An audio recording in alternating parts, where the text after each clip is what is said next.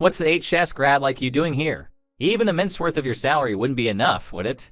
This is a high-end sushi restaurant. The stranger mocked me aloud as soon as he heard my background. Standing beside him, my ex-girlfriend was laughing at me in much the same way. I'd say their loud and crude laughter was far more inappropriate for this place. Yet my ex-girlfriend and her fiance kept jeering at me with enjoyment. There was something I realized from their conversation. Looks like I can give them a piece of my mind too. My name is Jack Smith. I've lived a comfortable life with my family. Father as a civil servant, mother as a part-time housewife, an energetic younger brother, and a kind sister. I love studying where the more effort I put in, the better results I got, and I entered a prep school near my home. I received high grades there too. One day, while I was having a good time with my friends, I was confessed to by Catherine from the class next doors. Catherine was the prettiest girl of the year, and I didn't think I was good enough for her. I assumed it was some kind of joke, but when she said, "Of course not, I confessed because I like you," I was overjoyed, and we started dating. My school life after that was probably one of the happiest times of my life. A stimulating environment where I could goof around with my friends and also motivate each other. Not to mention the time spent with my cute girlfriend. I thought these happy days would continue forever. However, it was all brutally shattered by a single phone call. It was when I had just become a third-year high school student.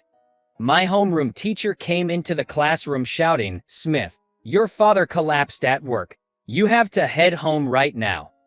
I didn't understand what the teacher was saying. Because my dad was fine this morning, he even said with a smile that he could come home a little early today. I was dazed and dumbfounded, but in the meantime, my friends prepared for me to go home, and before I knew it, my teacher was driving me to the hospital. When I arrived at the patient's room, my mother, brother, and sister were already there and crying.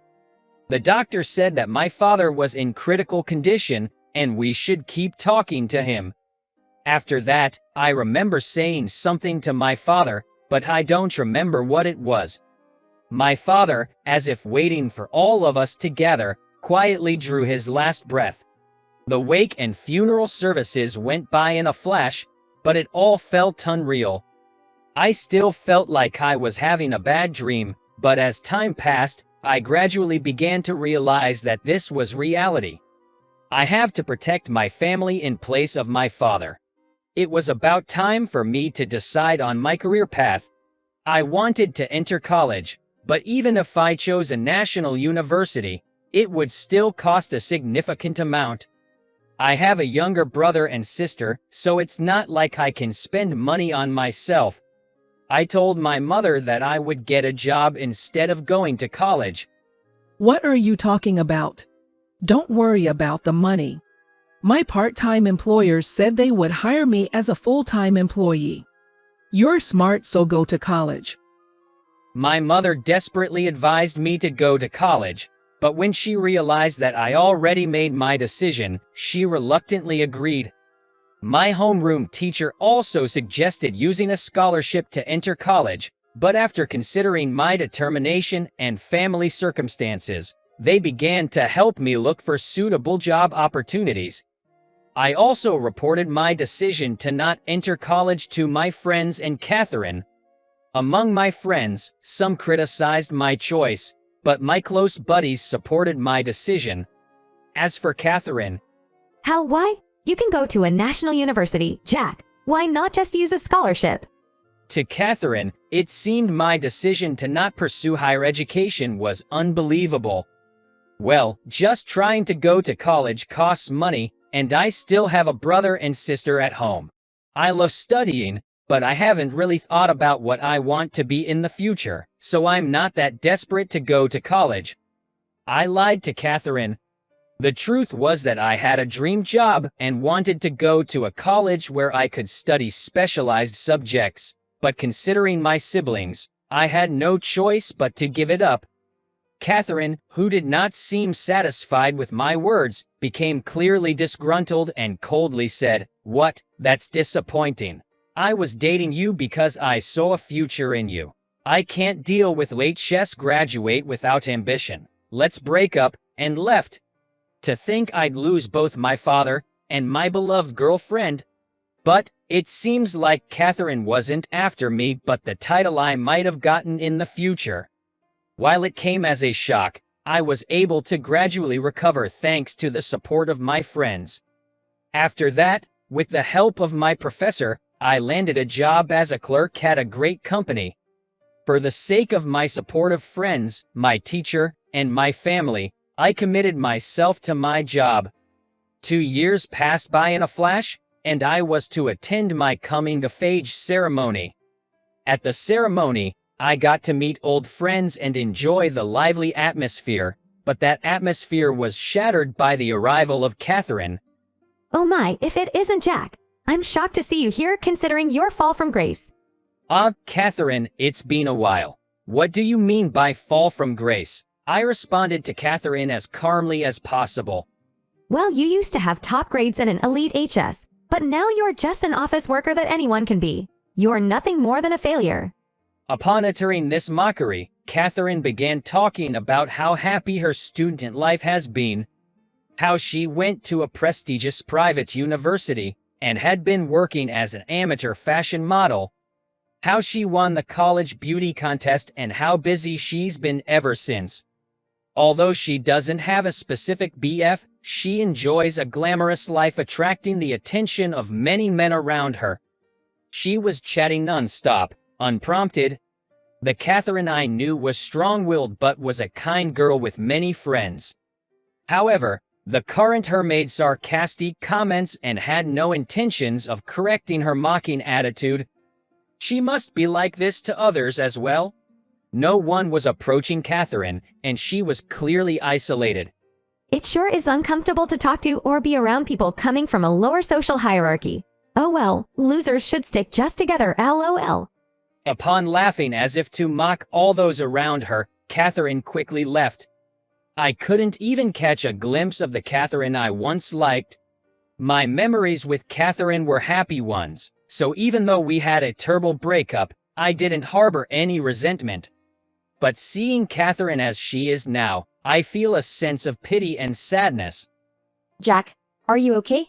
Catherine wasn't that terrible before. I was surprised. The one who talked to me was Lauren, a high school classmate. We were in the same class for 3 years, and she was one of the friends who supported me during my hard times. You said that terrible, so did you always think she was kind of bad? I was curious about Lauren's words and asked. Yeah. Catherine's been declaring since high school that she'll become a celebrity in the future. That's why she said she wanted to date you, someone who's academically excellent and has a promising future. But she didn't go so far as to insult or look down on others back then. Lauren answered with a wry smile. I see. I bet Catherine is over the moon living life akin to a celebrity, to the point that she doesn't even realize how arrogant and vulgar she's acting. I hope I never see her again. With that thought, I continued to enjoy my time with my friends. A few days later, I was at work, fighting the urge to sleep. It's been 2 years since I joined the company, and I've been wanting to acquire some special skills. As a result, I started studying programming and IT that I've been interested in for a while, and slowly gained qualifications. Using those qualifications, I started a side job in secret. Recently, it's clear that the side job has become too much. That's because my younger brother was accepted to college, and I needed more money than ever. My brother plans to use a scholarship, but I still wanted to prepare as much as I could. With that in mind, I threw myself into work and the side job. Although my company didn't prohibit side jobs, it wasn't a very favorable environment for it, so I tried to keep it a secret. But that day, coincidentally, the deadlines for my side job piled up, and I had to fight off sleepiness after staying up all night to work. Smith, come over here for a second. While I was dozing off, I was called into an empty meeting room by my senior, Thompson, who was a skilled worker and popular among the staff. Have you been out partying at night? You look sleepy and unfocused at work. I was taken aback by Thompson's harsh tone. No, I wasn't out partying. The thing is, I've been doing a side job. As I made up my mind and relayed my reasons, Thompson started laughing aloud. Hey, don't take me too seriously. It was a joke. I didn't really think you were out partying.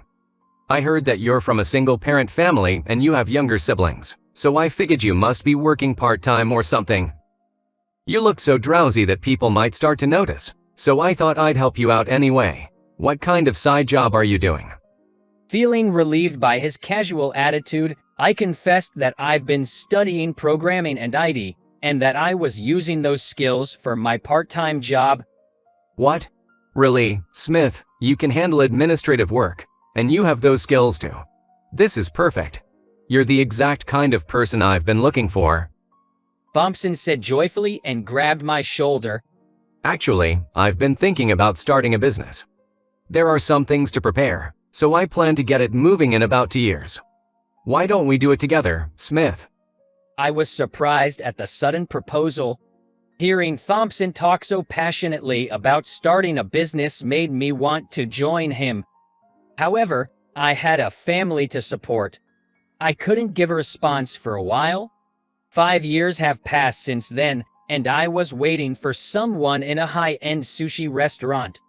Just then, Catherine walked in looking intimate with a slightly older man.